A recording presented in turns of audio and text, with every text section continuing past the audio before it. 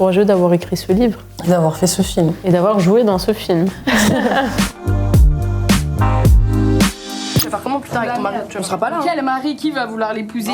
Elle a zéro féminité, regarde. À l'occasion de la sortie de La Petite Dernière, on a proposé à Afzia Herzi et Nadia Meliti de se faire deviner des mots inspirés du film. Allez, je commence. Alors, Fatima est un personnage qui éprouve du envers les femmes. Désir. Ouais, c'était ça. Fatima est bien entourée par sa famille. C'est pas...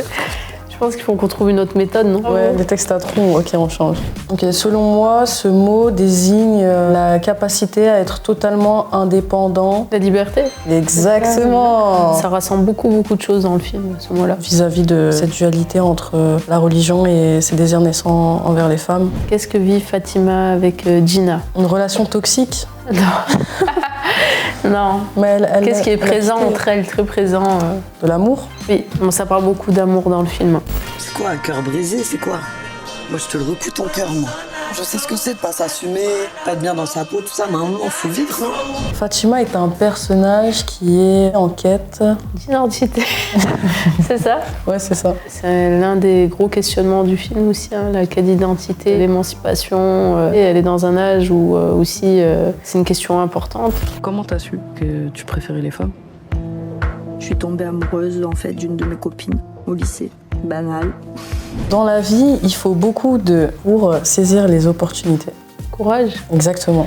Le départ de ce film vient du roman de Fatima Das, La Petite Dernière. C'est courageux d'avoir écrit ce livre. Et d'avoir fait ce film. Et d'avoir joué dans ce film. J'ai une très bonne amie à moi qui est musulmane. Elle s'est rendue compte qu'elle était attirée par les femmes. L'homosexualité est quelque chose de prohibé. La religion et l'homosexualité, c'est des sujets très délicats à aborder. Il y en a marre un peu des non-dits, des tabous. Ça reste aussi la vérité de la vie. C'est courageux en tant que réalisatrice. Et je pense qu'en faisant cela, elle attribue une voix à cette communauté. Allez, votre copine la lesbienne là, elle fait comme un garçon.